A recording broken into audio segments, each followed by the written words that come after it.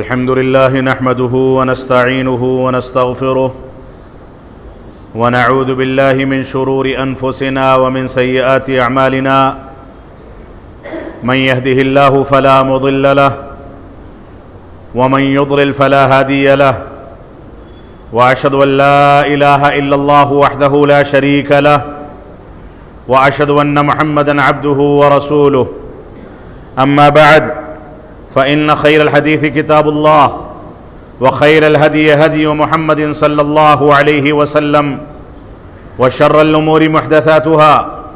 وكل محدثة بدعة وكل بدعة ضلالة وكل ضلالة في النار فأعوذ بالله السميع العليم من الشيطان الرجيم بسم الله الرحمن الرحيم إن عدة الشهور عند الله 12 شهرا في كتاب الله يوم خلق السماوات والأرض منها 4 حرم ذلك الدين القيم فلا تظلموا فيهن أنفسكم۔ محترم سامعین کرام، بزرگان دین، نوجوانان ملت اسلامیہ اور خواتین اسلام، صحابہ کرام کی عظمت، صحابہ کرام کے مقام، صحابہ کرام کی فضیلت اور صحابہ کرام سے متعلق اہل سنت والجماعت کے عقائد کے بارے میں آپ کے سامنے گزشتہ خطبہ جمعہ میں ایک مختصر سی جھلک پیش کی گئی تھی۔ اللہ رب العالمین ہم کو ان لوگوں کی قدر کرنے کی توفیق عطا فرمائے جن کے ذریعے سے دین اسلام کی تعلیمات ہم تک پہنچی، جن لوگوں نے دین اسلام کو ہم تک منتقل کرنے کے لیے اپنی جانیں قربان کر دیں، اپنا مال قربان کر دیا، بھوکے اور پیاسے رہے، اللہ کے نبی صلی اللہ علیہ وسلم کو تحفظ فراہم کرنے میں اپنی جان کو ہلاکت کے حوالے کر دیا، لیکن دین اسلام پر کہیں ذرہ برابر آنچ آ جائے یہ ان صحابہ کرام نے برداشت نہیں کیا۔ اور یہی وجہ ہے کہ رب کائنات صحابہ کرام کے بارے میں قرآن مجید میں بار بار ان لوگوں کی فضیلت کا تذکرہ فرماتا ہے۔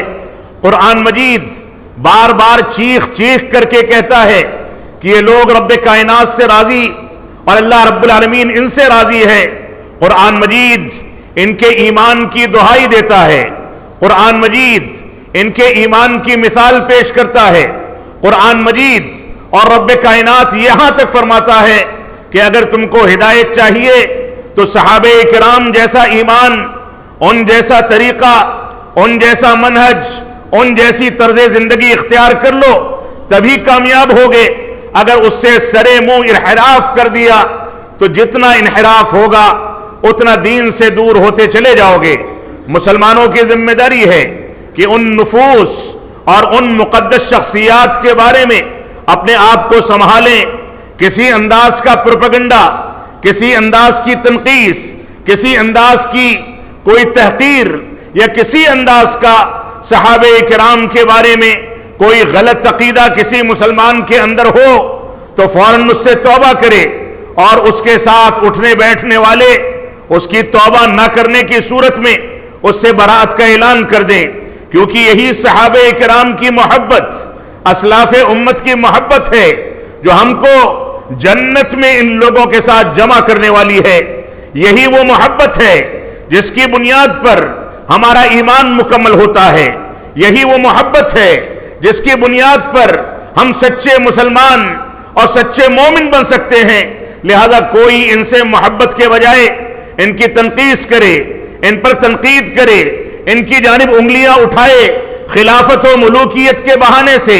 یا فقہی آراء کی تائید نہ ہونے کے بہانے سے یا کسی بھی بہانے سے کسی ادنا سے ادنا صحابی رسول پر کوئی تنقید کرے،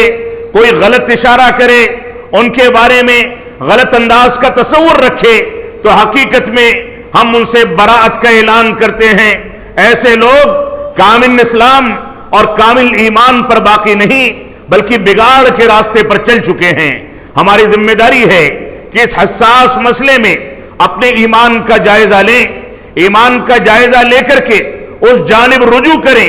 جس جانب قرآن و سنت نے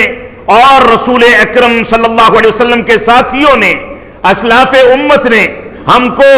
اپنی زندگی کو لاگو کر کے اور اس کے مطابق زندگی گزار کر کے دکھایا،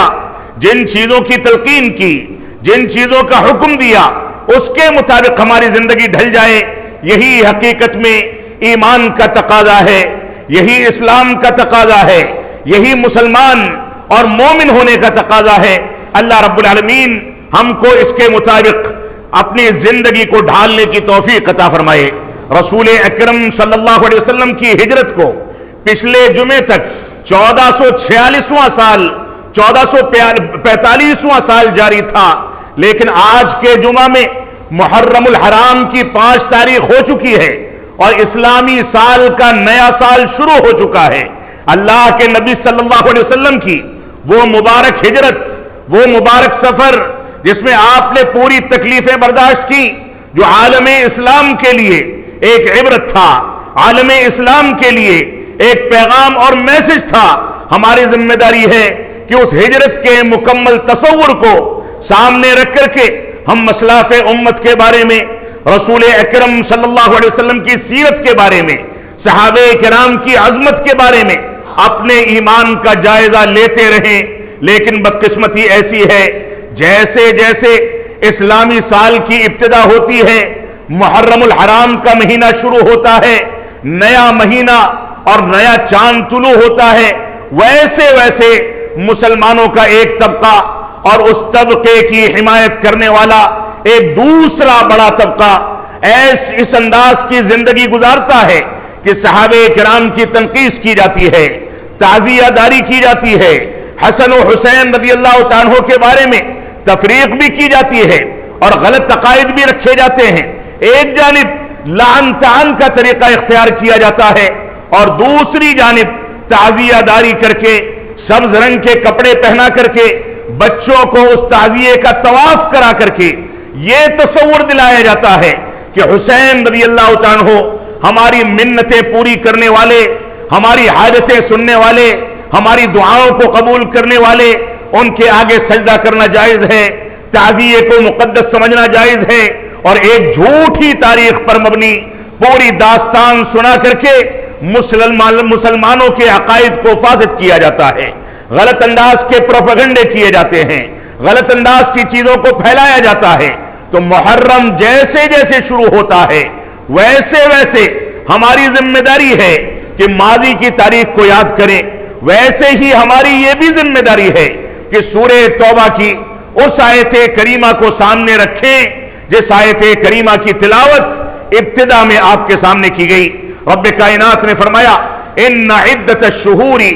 عند اللہ 12 شہرا فی کتاب اللہ، کہ اللہ رب العالمین کے نزدیک مہینوں کی تعداد 12 ہے۔ جب سے رب کائنات نے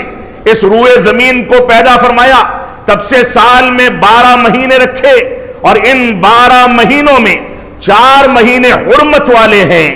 عزت و احترام والے ہیں۔ حرمت کا خیال کرنا، عزت و احترام کا خیال کرنا، ظلم و جور سے بچنا، اپنے آپ کو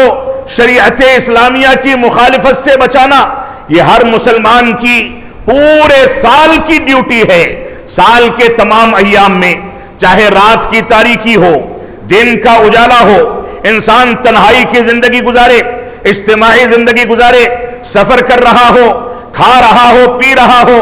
دنیا کما رہا ہو، ہر صورت میں مسلمان کا اولین فریضہ ہے کہ مسلمان عدل و انصاف سے کام لے، ظلم و جور سے بچے، شریعت کی مخالفت سے بچے، غلط کاریوں سے بچے، ہر قسم کی کذب بیانی اور ہر قسم کی غلط طریقے سے اپنے آپ کو محفوظ رکھے۔ لیکن یہ 4 مہینے ایسے ہیں جن کو خصوصیت کے ساتھ رب کائنات نے حرمت والا مہینہ قرار دیا۔ ان مہینوں میں اگر جنگ کی ضرورت پڑ جائے تو انسان اس کو ٹالنے کی کوشش کرے۔ اس مہینوں میں انسان ان کے احترام کو زیادہ مقصود رکھے، زیادہ اس کا لحاظ رکھے، یہ رب کائنات کا حکم ہے۔ اور یہی وجہ ہے کہ کفار و مشرکین مکہ جب ان مہینوں میں جنگ کرنا چاہتے تھے، تلواریں میان سے نکالنا چاہتے تھے، تو ان مہینوں کے نام تبدیل کر دیا کرتے تھے. ایک وہ کفار تھے اور ایک وہ مسلمان ہیں جو ہماری شکل میں اگر عید نہ منانی ہو تو ان کو نہیں پتا کہ شوال کا مہینہ کون سا ہے. اگر روزے نہ رکھنے ہوں تو ان کو اس بات کی اطلاع نہیں ہے کہ رمضان کا مہینہ کون سا ہے. اگر لوگ حج بیت اللہ کے لیے نہ جاتے ہوں تو ان کو اس بات کی اطلاع نہیں ہوتی کہ ذی الحجہ کا مقام کیا ہے، اس کے احکامات کیا ہیں. ہم اتنا زیادہ جہالت کی زندگی گزارتے ہیں. ہم کو اسلامی سال، اسلامی مہینوں، اسلامی تاریخوں سے کوئی واسطہ نہیں، جبکہ مشرکین مکہ ان کے بارے میں سورہ توبہ ہی میں رب کائنات نے ارشاد فرمایا انما النسیء زیادۃ فی الکفر. یہ نسی یعنی مہینوں کو نام بدل کر کے آگے پیچھے کر لینا، یہ کفر میں زیادتی ہے،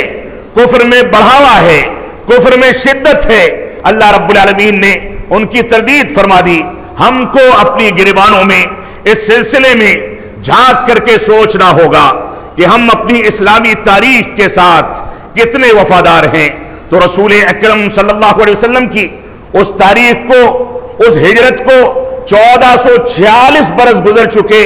اور یہ 1446واں ہجری سال اب ہمارے درمیان شروع ہو چکا ہے. اللہ رب العالمین ہم کو اس کا احترام کرنے کی توفیق عطا فرمائے. تو رب کائنات نے فرمایا ان مہینوں میں اپنے اوپر ظلم نہ کیا کرو. فلا تظلموا فیہن انفسکم، اپنے اوپر ظلم نہ کیا کرو. اور یہ ماتم و شیون، یہ 10 محرم کو تعزیہ داری، زنجیروں پر، انگاروں پر چلنا، اپنے آپ کو زخمی کرنا، اپنے آپ کو زد و کوب کرنا، گریبان چاک کرنا، اپنے کپڑوں کو پھاڑ دینا، خواتین کا بے پردہ ہو کر کے ماتم و شیون کا اظہار کرنا، یہ ساری کی ساری چیزیں اپنے اوپر ظلم ہیں جس سے قرآن مجید 1450 سال پہلے ہم کو روک چکا ہے، اس کو حرام قرار دے چکا ہے. اسلام نے ہمارے لیے غم کے اظہار کے ضوابط بنائے، اسلام نے ہمارے لیے ماتم کے اظہار کے آداب بتائے، اسلام نے زندگی گزارنے کا پورا خاکہ پیش کیا. لہذا ہماری یہ ذمہ داری ہے کہ ہم اس سلسلے میں کسی انداز کی کوتاہی کا شکار نہ ہونے پائیں. تو سورہ توبہ میں رب کائنات نے واضح کر دیا کہ ان 12 مہینوں میں سے 4 مہینے حرمت والے ہیں، یہی مضبوط دین ہے. لہذا ان 4 مہینوں میں خصوصیت کے ساتھ اور پورے سال میں عمومی لحاظ سے تم اپنے اوپر ظلم نہ کیا کرو. محرم الحرام جس مہینے کی آج 5 تاریخ ہے، اس مہینے کے بارے میں اسلام نے جو تصور، جو سنتیں، جو طریقے، جو اعمال ہمارے لیے مسنون قرار دیے ہیں، ان اعمال کو تو مسلمان سڑکوں پر سبیلیں لگا کر کے نظر انداز کر دیتا ہے. 10 محرم کو سبیلیں لگائی جائیں گی، شربت پلائے جائیں گے. 10 محرم کو لوگ لوگوں کو روک روک کر کے پانی پلانے کا وتیرہ اختیار کریں گے، جبکہ ان کو اس بات کی اطلاع نہیں ہے، اور اگر اطلاع ہے تو وہ سرکشی کرنے والے ہیں کہ اس دن رب کائنات نے ہمارے لیے مسنون کیا ہے کہ ہم روزے سے رہیں. اللہ کے نبی صلی اللہ علیہ وسلم جب مدینہ منورہ ہجرت کر کے تشریف لائے تو دیکھا کہ یہودی 10 محرم کو روزے کا اہتمام کرتے ہیں. آپ نے فرمایا ایسا کیوں ہے؟ ان لوگوں نے بتایا کہ ہمارے نبی موسیٰ علیہ السلام کو رب کائنات نے 10 محرم ہی کو فرعون کو غرقاب کر کے فرعون سے نجات دی تھی. فرعون اپنے کرتوتوں کی سزا پانے کے لیے غرق کر دیا گیا تھا. تو اللہ کے نبی صلی اللہ علیہ وسلم نے فرمایا کہ تم سے زیادہ ہم لوگ اس بات کے حقدار ہیں کہ موسیٰ علیہ السلام کی اس شکر گزاری پر شکریہ کا روزہ رکھا جائے. اور اس کے بعد آپ نے فرمایا کہ آئندہ سال اگر مجھ کو روزہ رکھنے کا موقع ملا تو میں یہودیوں کی مخالفت کرتے ہوئے 9 تاریخ کے روزے کو 10ویں محرم کے روزے سے ملا لوں گا تاکہ ہمارے روزے اور یہودیوں کے روزے میں فرق ہو جائے. یہ ایک بنیادی پیغام تھا. سال کی ابتدا پر اسلام نے ہم کو اس بات کا حکم دیا کہ ہم جہاں ایک جانب اپنی تاریخ کو یاد کریں، جہاں ایک جانب اس بات کو یاد کریں کہ انہی تاریخوں میں رب کائنات نے موسیٰ علیہ السلام کو فرعون جیسے ظالم و جابر سے نجات دی تھی، وہیں اس تاریخ کو بھی یاد کیا جائے کہ ہمارے نبی نے اس سنت کو یہودیوں کی مخالفت کی بنیاد پر باقی رکھا تھا۔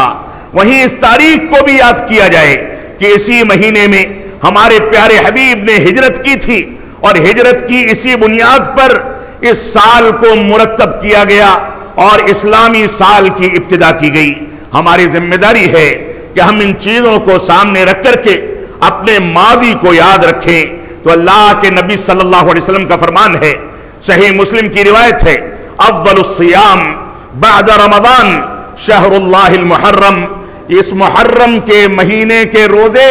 یہ رمضان کے واجبی روزوں کے بعد نفلی روزوں کی حیثیت سے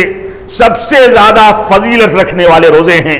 اس مہینے میں صرف 9 اور 10 تاریخ کے روزے کا مسئلہ نہیں، بلکہ علماء کہتے ہیں کہ محرم کے مہینے میں عمومی لحاظ سے بھی انسان روزوں کا اہتمام کر سکتا ہے، لیکن کم از کم اس سنت کو ہر مسلمان کو زندہ کرنا چاہیے جس سنت کو یہودیوں کی مخالفت میں اللہ کے نبی صلی اللہ علیہ وسلم نے ہمارے لیے مسنون قرار دیا۔ فرمایا کہ آئندہ سال اگر میں رہا، اگر زندہ رہا، اور آپ کے یہ کلمات اس بات کی بھی دلیل ہیں کہ اللہ کے نبی صلی اللہ علیہ وسلم غیب نہیں جانتے تھے، مستقبل کی باتوں سے واقف نہیں تھے۔ آپ نے فرمایا آئندہ میں رہا،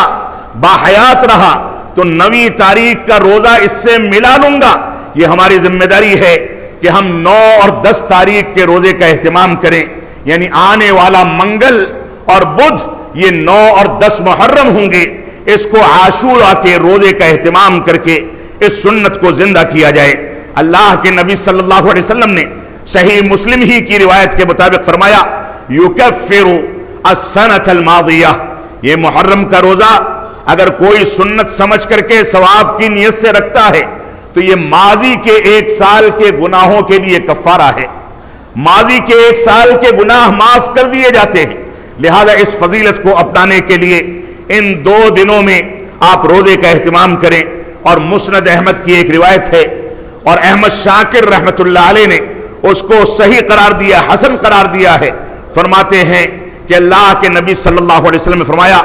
صوموا یوم عاشورہ، عاشورہ کے دن کا روزہ رکھو،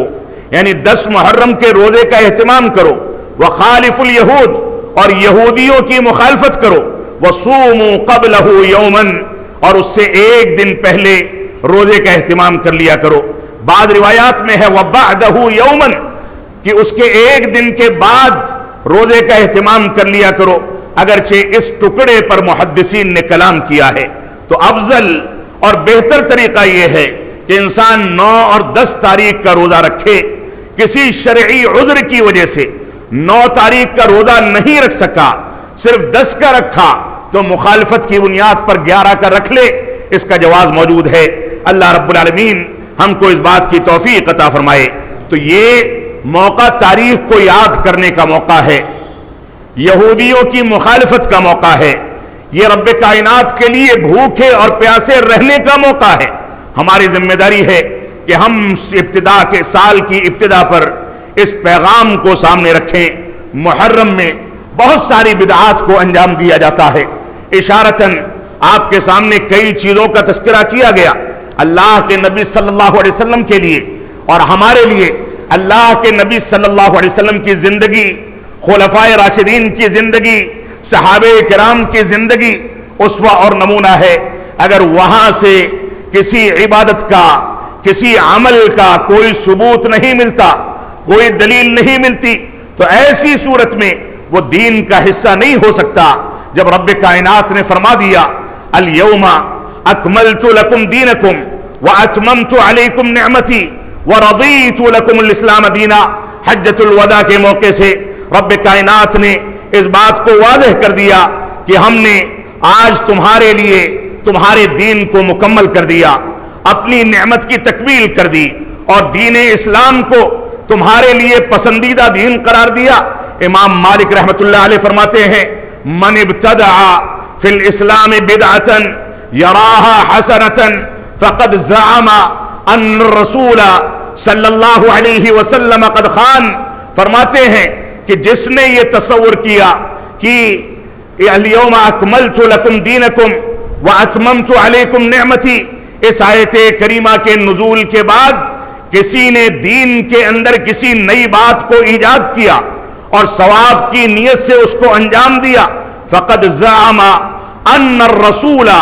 صلی اللہ علیہ وسلم قد خان، تو گویا نعوذ باللہ من ذالک اس نے یہ اتہام لگایا، یہ تصور کیا کہ اللہ کے نبی صلی اللہ علیہ وسلم نے خیانت کی ہے، کیونکہ اللہ رب العالمین نے الیوم اکملت لکم دینکم کے ذریعے دین کی تکمیل کر دی، دین کو مکمل کر دیا، اس کے بعد دین میں کسی اضافے کی گنجائش نہیں ہے، اب کوئی اضافہ کرتا ہے تو گویا خیانت کا اتہام لگا کر کے یہ تصور کرتا ہے نعوذ باللہ کہ یہ چیز دین کا حصہ تھی، لیکن صحابہ کرام نے اور رسول اکرم صلی اللہ علیہ وسلم نے اس کو چھپا دیا تھا، خیانت کر لی تھی۔ بدعت کا سب سے بڑا نقصان یہ ہے کہ بدعتی اپنے عمل کے ذریعے اللہ کے نبی صلی اللہ علیہ وسلم کو خائن قرار دیتا ہے، جو ناقابل برداشت ہے۔ اللہ رب العالمین ہم کو اس سے توبہ کرنے کی توفیق عطا فرمائے۔ خیر القرون کا پورا دور گزر گیا، اللہ کے نبی صلی اللہ علیہ وسلم نے جس خیر القرون کو دور زرعی قرار دیا تھا، گولڈن ایرا قرار دیا تھا، جس دور کو رسول اکرم صلی اللہ علیہ وسلم نے ہمارے لیے اسوہ اور نمونہ قرار دیا تھا، وہ پورا عہد گزر گیا، پورا دور گزر گیا، نہ رسول اکرم صلی اللہ علیہ وسلم نے، نہ تابعین نے، نہ صحابہ نے، نہ تبع تابعین نے، نہ محدثین نے، نہ فقہا نے، کسی نے اس طرح کے کسی ریت رواج کو بڑھاوا نہیں دیا، نہ کسی نے تعزیہ داری کی، نہ کسی نے کسی کی شہادت پر ماتم منایا، اور اگر شہادت کا اعتبار کرنا ہوتا تو سید الشہداء اس سے کافی پہلے شہید ہو چکے تھے، میدان جنگ میں ان کو ظلم و بربریت کے ذریعے شہید کر دیا گیا تھا۔ اگر شہادت کسی کی اہم ہوتی تو اس سے پہلے عثمان غنی مظلومیت کے ساتھ پانی کا حوالہ دیتے تھے، مسجد کی تعمیر کا حوالہ دیتے تھے، اپنے گھر کی کھڑکی سے نکل کر کے بلوائیوں کے سامنے یہ بیان کرتے تھے کہ کیا میں نے پتھروں سے اپنے خرچ سے مسجد کو تعمیر نہیں کیا؟ کیا میں نے جیش عسرہ کو تیار نہیں کیا؟ کیا میں نے بیر روما کو خرید کر کے میٹھے پانی کی خاطر تمہارے لیے وقف نہیں کر دیا؟ عثمان غنی اس سے پہلے مظلومیت کے ساتھ شہید کر دیے گئے تھے۔ بلوائیوں نے اور منافقوں نے غلط انداز کا پروپیگنڈا کر کے ان کے خلاف حالات بنائے تھے۔ عمر بن خطاب کو ایک مجوسی نے شہید کر دیا تھا۔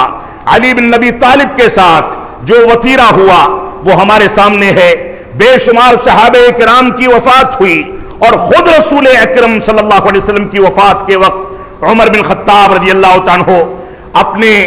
اپنے ہوش کو کھو بیٹھے۔ صحابہ کرام نے عجیب و غریب کیفیت دی۔ دیکھی یہ سارے کے سارے واقعات اگر ماتم و شیون کا کوئی اسوہ یا کوئی طریقہ اسلام میں ثابت ہوتا تو ان پر پہلے ماتم و شیون کیا جاتا، لیکن یہ دنیا ایسے ہی چلتی ہے، چاہے کوئی نبی ہو، کوئی رسول ہو، کوئی علامہ فہامہ ہو، کوئی محدث و فقیہ ہو، کوئی بڑے سے بڑا حاکم اور بڑے سے بڑا بادشاہ ہو، بڑے سے بڑا ملینئر ہو، بڑے سے بڑا سرمایہ دار ہو، کوئی کسی بھی حیثیت کا ہو، اگر اس دنیا میں آیا ہے تو وہ پانی کے بلبلے سے زیادہ کچھ نہیں۔ اس کو ایک دن جانا ہے، ایک دن وفات پانی ہے، ایک دن اس دنیا سے گزرنا ہے، لیکن اس دنیا کا دستور، دین اسلام کا پیغام، دین اسلام کے احکامات، رب کائنات کا دین، رب کائنات کے احکامات ہمیشہ سے زندہ تھے اور قیامت تک زندہ رہیں گے۔ اللہ کے رسول صلی اللہ علیہ وسلم کی وفات سے بڑا صدمہ امت اسلامیہ کے لیے کوئی صدمہ نہیں ہو سکتا۔ آپ بھی آئے اور چلے گئے، لیکن دین، آپ کا نام، آپ کی سیرت، آپ کا اسوہ، آپ کے احکامات، آپ کی احادیث، آپ کے ایک ایک کلام کو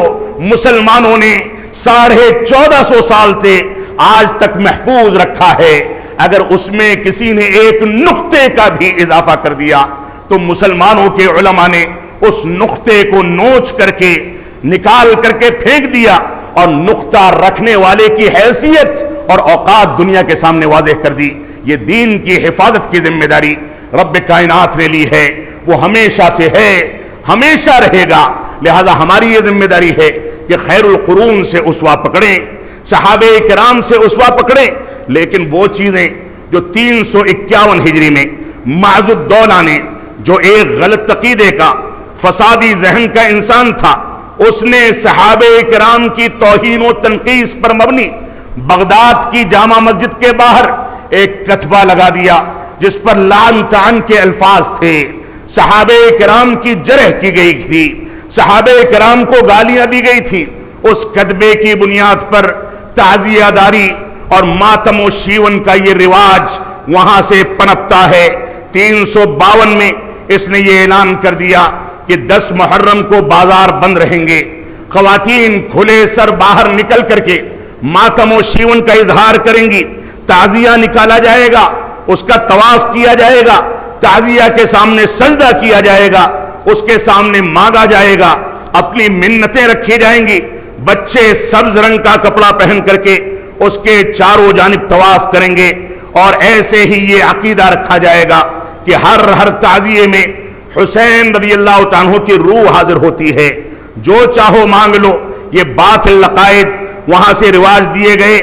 محرم میں شادیوں کو حرام سمجھا گیا اور پر والے اور ذوالجناح گھوڑے کو نکال کر کے غلط عقائد اس کے ذریعے سے دنیا کے سامنے پیش کیے گئے، سینہ پیٹا گیا، گریبان چاک کی گئی، کپڑے پھاڑے گئے، اور اس دن جا کر کے قبرستان میں اور دوسرے مقامات پر غلط انداز کی ریت رواج کی گئی۔ وہ دن تھا 10 محرم کا، اور سن ہجری 61 سال رسول اکرم صلی اللہ علیہ وسلم کی سن ہجرت کو گزر چکے تھے۔ 61 ہجری میں 10 محرم کو رسول اکرم صلی اللہ علیہ وسلم کی نواس حسین رضی اللہ عنہ کو کوفہ والوں نے، کوفہ کے منافقوں نے دھوکہ دے کر کے بلایا۔ کئی ہزار خطوط موصول ہوئے کہ بعض صحابہ کرام نے ان کو روکا کہ کوفہ والے کبھی وفادار نہیں ہوتے، کبھی وفاداری نہیں کرتے، دھوکہ دیتے ہیں، آپ نہ جائیں۔ لیکن انہوں نے ان کے پریشر میں جانے کا فیصلہ کیا۔ مسلم بن نقیل کا واقعہ اور اس کے علاوہ دوسرے واقعات اور عبید اللہ بن زیاد کی زیادتیاں، یہ ساری کی ساری چیزیں تاریخ کا حصہ ہیں، لیکن ان کو بلا کر کے دھوکے سے قتل کر دیا گیا، شہید کر دیا گیا۔ یہ وہی نواس رسول تھے جن کو ہمارے پیارے حبیب جناب محمد الرسول اللہ صلی اللہ علیہ وسلم اپنے ان کندھوں پر بیٹھا کر کے جمعے کا خطبہ دیا کرتے تھے۔ ایک جانب حسن ہوتے تھے، ایک جانب حسین ہوتے تھے۔ یہی وہ حسن و حسین تھے جن کو جنت کے پھولوں میں سے ایک پھول قرار دیا گیا۔ یہی وہ حسن و حسین تھے جو اللہ کے نبی صلی اللہ علیہ وسلم کو امامت میں سجدے میں پاتے تو آپ کی پیٹھ پر سواری کر لیا کرتے تھے، لیکن حسن و حسین رضی اللہ تعالیٰ کے درمیان تفریق کرنے والے، غلط تاریخ کی نسبتیں کرنے والے، اور ایسے ہی آل بیت کے بارے میں غلط عقائد رکھنے والے، اپنی مرضی، اپنی ہوا پرستی سے جس کو چاہے اہل بیت اور آل بیت میں شمار کر لیں، جس کو چاہے باہر کر دیں۔ اللہ کے نبی صلی اللہ علیہ وسلم کے چچا عباس کو،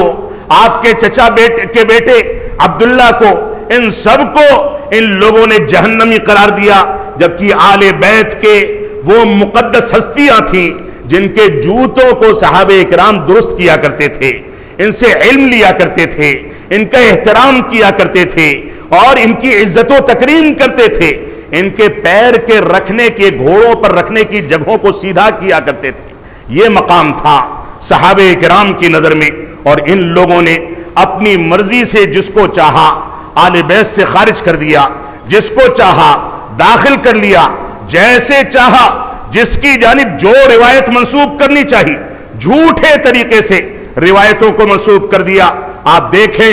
حسین رضی اللہ عنہ کی شہادت سے متعلق آپ کو تاریخ طبری اور تاریخ ابن کثیر کا مطالعہ کرنا چاہیے۔ جو معتبر ترین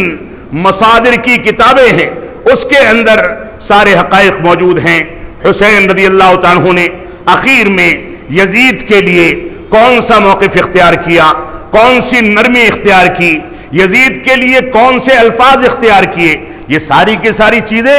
اگر حسین رضی اللہ تعالیٰ عنہ کا احترام ہمارے دلوں میں ہے، ان سے محبت ہے، تو ان کے اقوال پر بھی غور و تدبر کیا جانا چاہیے۔ رب کائنات ہم کو حقائق کو سمجھنے کی توفیق عطا فرمائے۔ اسلام نے ہمارے لیے ماتم و شیون یا غم کے اظہار کے لیے ضابطہ متعین کیا ہے۔ اسلام نے ہم کو پورا مکمل ضابطۂ حیات دیا ہے۔ اپنی مرضی سے جب چاہیں آنسو بہا لیں، جب چاہیں عبادات کو تبدیل کر دیں، جب چاہیں جیسے جس چیز کو چاہے انجام دیں،